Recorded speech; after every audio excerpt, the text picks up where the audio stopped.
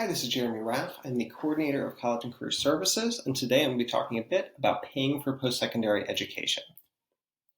So the biggest concern for students and families tends to be the cost of college and what that debt is going to be like afterwards. So Princeton Review did a study of this. They found debt is the biggest concern for students.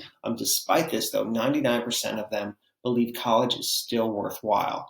And really, the data proves this out. So typically, for the average student, students who earn an associate's or bachelor's degree are going to make more money over their lifetime than that debt that they take on. So a bachelor's degree student on average earns about $1.2 million over their lifetime, more than a high school graduate. So while it's certainly a cost they have to take on, it's something that is worthwhile for them because over time it pays for itself. The same for associate's degree students. So there's different avenues to help pay for that post-secondary education. Federal aid, Pennsylvania state aid, there's college-based aid, different scholarships, private ones and ones specific to STL. There's college savings accounts, and then some other loan options too. So first is federal aid. This is typically going to be one of the bigger buckets of money you can access. So there are grants and there are loans. Grants are money you do not have to pay back. Loans do have to be paid back over time. Grants, there's a maximum of just over $6,300 through the Pell Grant, and that's based upon income. There's also additional need-based aid through the SEOG, but that is distributed specifically by universities for students. There are loan options as well, and it's pretty hard to avoid loans when you're talking about post-secondary education. So direct subsidized loans have a lower interest rate, and they do not accrue interest while you're in school. Once you graduate, you have about 6 months, and then you have to start paying it back. Direct unsubsidized have a little bit higher interest rate. They do accrue interest while you're in school, but you don't have to pay them back until 6 months after you graduate. And then there's the direct plus loans, and these are loans that parents have to sign on as well. They typically are higher interest rates and would recommend as more of a last resort option. There's also federal work study, which enables you to earn money while working on campus. This is a pretty common option for students. So it is going to show up on your financial aid offer letter, but keep in mind that isn't money that you're being given. You do have to work a part-time job for that. All of this is going to be accessed via the FAFSA. And this is the form you have to complete where you provide some of your income tax information to access this aid. It opens October 1st, and regardless of whether you think you're going to qualify, I highly recommend applying. 85% of people receive something, whether that's grants or loans, and the loans you're going to get through the federal government are going to be cheaper than anywhere else. You also, even if you're not sure about your child's post-secondary plans, you really want to apply because you just don't know how much you're going to get, and you don't know what's going to happen at the end of the school year and if their plans might change. You want to make sure that you're ready and have those options available.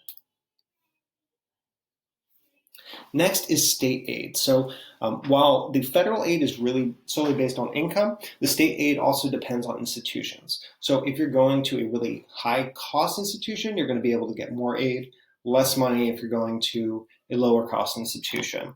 It's only if you're staying in Pennsylvania for school, so that's certainly a benefit. It's accessed through a FIA application, which is done after the FAFSA, and you do want to complete it by May 1st. If you can still do it after that, but your options are more limited, you can only use that money towards community colleges and some other institutions. Pennsylvania also does have a student loan option, but again, it is a little more expensive than the federal option. I would keep it as more of a last resort. Colleges also provide aid, merit aid, which is based on academics, and need-based aid, which is provided based on income.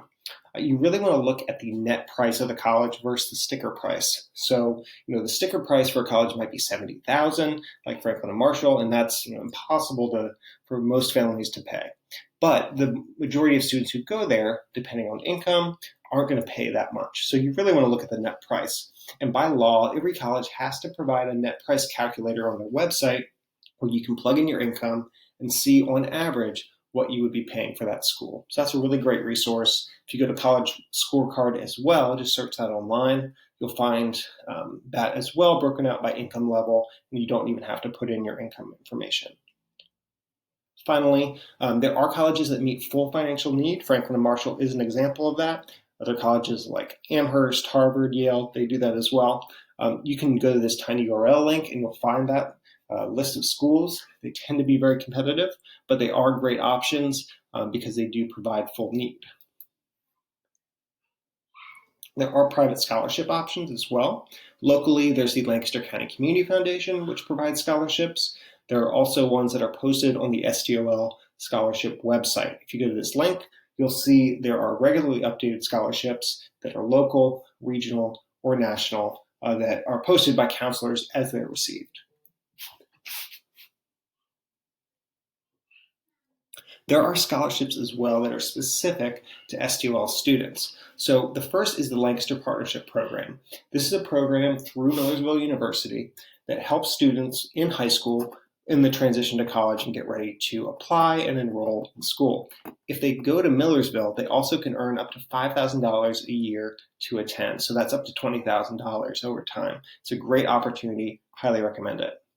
McCaskey also provides scholarships through the Lancaster Education Foundation, about $70,000 a year. Those typically, the application is in January of every year. It's a really simple application process, and your counselor will assist you with that. There's a local organization called the Martin Luther King Jr. Memorial Fund, which gives about $170,000 in scholarships every year just to McCaskey graduating students. It's a great opportunity. These scholarships go all the way up to $20,000, $25,000. So you definitely want to take advantage of that as well. And finally, well, it's not quite a scholarship. The Postsecondary Transition Fund is a partnership with Willow Valley Communities, and it provides funding for housing deposits, enrollment deposits, and supplies you might need for post-secondary education. It helps cover some of those costs so that you don't have to incur those, and those really expensive enrollment deposits can be really difficult to have $200-300 available, so it helps cover those when you're having to do that towards the end of the year. There's also college savings accounts, so 529 savings accounts. They're tax-advantaged savings accounts, so all the interest you earn and all the money that you earn through your investments in them is not taxed. So if you put in $10,000 and by the time it's done, it grows to be $20,000, you're not going to have to pay taxes on that extra $10,000 that grew in there. Every state has a program. Pennsylvania has one. You can look into them online. They're great options if you're able to do that. Pennsylvania has this program called Fund My Future that also incentivizes savings. So if you're sign up and you're contributing to a 529 plan, they do a monthly drawing and you can win $50 up to $1,000 based on that savings practice.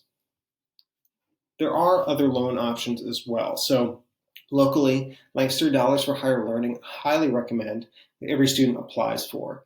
It is no interest loans, so you don't have to pay back a dime until you graduate, and when you do, you're only paying the amount that you borrowed. So these end up being cheaper than your federal loans, so you definitely want to take advantage of it. It's a great option. And finally, there are private loan options. This really is your last resort, and I would say is kind of the least enjoyable, the kind of the worst fit, but it's kind of the last option for you. So certainly every other option, the state loans, federal loans are all going to be cheaper. They're all going to be subsidized, but there are private loans if that does become a need. However, if that's the case, I certainly recommend talking with your student about the cost of their program, if there's cheaper options, because you don't want to incur that much debt if you don't have to. So finally, we know this process is extremely difficult, very involved, and we know you might have questions. So if you'd like to request a meeting, just use this link to do so and sign up for text messaging support. We will be sending out information about events, answer any questions you might have, set up meetings, whatever may be needed.